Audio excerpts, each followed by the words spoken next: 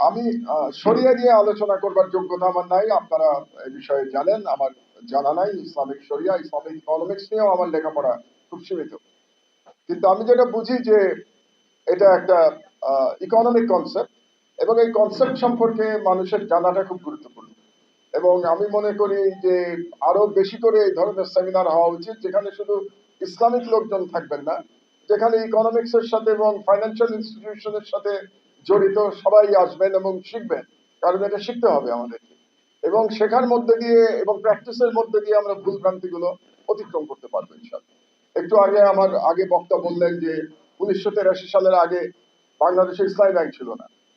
খুব সঠিক কথা। এবং তারপরে অনেকগুলো ইসলামী ব্যাংক হয়েছে। কিন্তু দুর্ভাগ্যের বিষয় হলো, আমার নিজের কিছুটা ইকোনমিক ব্যাকগ্রাউন্ড আছে। ইকোনমিক্স না হলেও আমি আইবি এর এমবিএ, তো সেই হিসাবে আমার কিছুটা ইকোনমিক ব্যাকগ্রাউন্ড আছে। সরকারি বিনিয়োগ বোর্ডের নির্বাহী চেয়ারম্যান ছিলাম। তো যেটা আমার কাছে খারাপ লাগে যে বাংলাদেশে এখন দুর্বল ব্যাংক যতগুলো, তার মধ্যে অধিকাংশের নামের আগে কিন্তু ইসলামিক আছে। এটা হচ্ছে বাস্তবতা।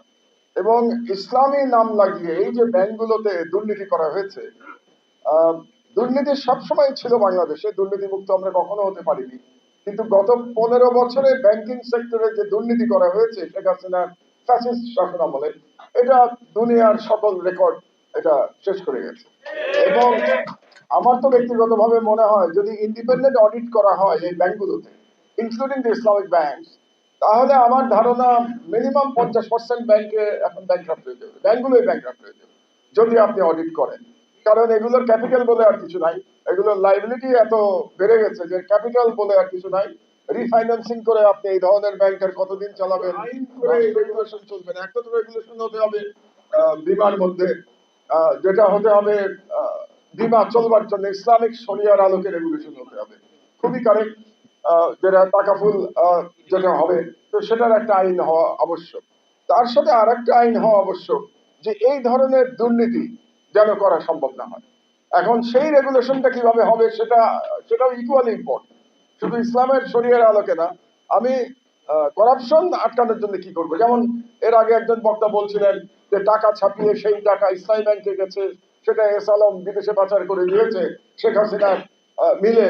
এবং পুরো নেক্সাস যেটা ছিল, আমরা জানি বাংলাদেশের যে ব্যাংকিং সেক্টর ধ্বংস করার নেক্সাস, এস আলম, নজরুল ইসলাম চৌধুরী, সালমান রহমান, এরা মিলে, মোস্তফা কামাল মানে লোটাস কামাল যাকে বলে, যিনি ফাইন্যান্স মিনিস্টার ছিলেন, এবং অবশ্যই শেখ হাসিনা, তারা মিলে বাংলাদেশের অর্থনৈতিক খাতটাকে ধ্বংস করে দিয়েছে।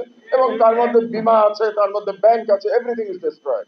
এবং এই অবস্থার মধ্যে বাংলাদেশের ইকোনমি আবার কিভাবে ঘুরে দাঁড়াবে, সেটা সম্ভবত এই সরকারের পক্ষে সম্ভব হবে না।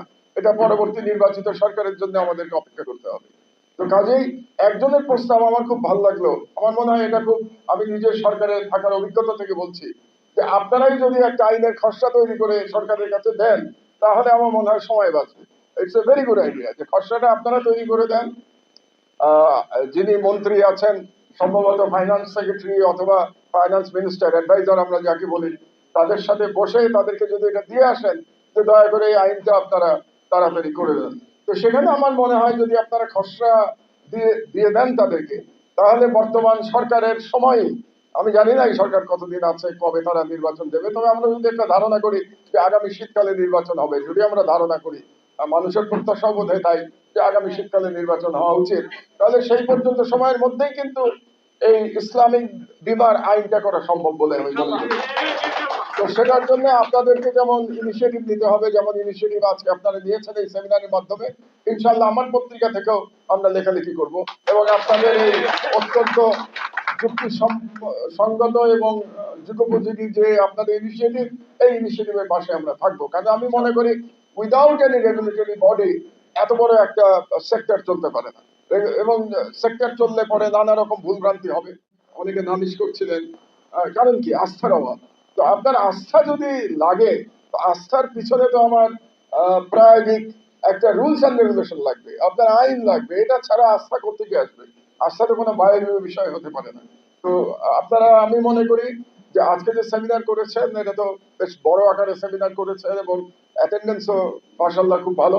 কিন্তু বাংলাদেশের জনগণকে ইসলামী বীমাটা জানানোর জন্য আমার মনে হয় আরো রেগুলার সেমিনার আপনাদের করা উচিত, এবং সেখানে ইন্ডাস্ট্রির সাথে রিলেটেড যারা আছেন তাদেরকে ইনভাইট করা উচিত। তাদের নলেজ বাড়ানোর জন্য। যেমন আমার নিজেরও নলেজ খুব সামান্য ইসলামী বিবাহ সম্পর্কে। তো এগুলো করবার জন্য আপনারা ইনিশিয়েটিভ নেন। আমার মনে হয় তাকাফুল ফোরাম যদি ইনিশিয়েটিভ নেয়, যাতে করে সেখানে আপনারা সরকারি কর্মকর্তাদের ডাকতে পারেন, আপনাদের প্রসপেক্টিভ ক্লায়েন্টদের ডাকতে পারেন। কারণ বীমা তো শুধু ব্যক্তিগত বীমা হবে না, ব্যক্তিগত বীমার সাথে তো প্রাতিষ্ঠানিক বীমা হতে হবে। এবং ব্যক্তিগত বীমা নিয়ে বোধহয় শরিয়ার কিছু বিতর্কও আছে, আমি যতটুকু জানি। তো সেই বিতর্কগুলো সমাধান করা আবশ্যক, যে ব্যক্তিগত বীমা করা জায়েজ না জায়েজ না। অনেকে বলতে চান যে ব্যক্তিগত বীমা জায়েজ না, এই ধরনের একটা বিতর্ক আছে। তো এইসব ব্যাপারে আমার মনে হয় শরিয়া বোর্ড এবং যারা শরিয়ার উপরে জ্ঞান রাখেন এবং যারা ইকোনমিক্স বোঝেন, দুই দলের মানুষের একসাথে বসা উচিত। কারণ ইকোনমিক্স যারা বোঝেন সেটা দরকার এই জন্য, কারণ এটা একটা ইকোনমিক্যাল ইনস্টিটিউশন চালাতে হলে আমাকে অর্থনীতি বুঝতে হবে। আবার এটা ধর্মের আলোকে চলছে কিনা, ইসলামের আলোকে চলছে কিনা, সেটা জানার জন্য আমাকে শরিয়া জানতে হবে। কাজে এটা এক ধরনের একটা কম্বিনেশন দরকার। তো আমার খুব ভালো লাগলো আজকে একটা নতুন কনসেপ্ট আমি শুনলাম আপনাদের সবার কাছ থেকে।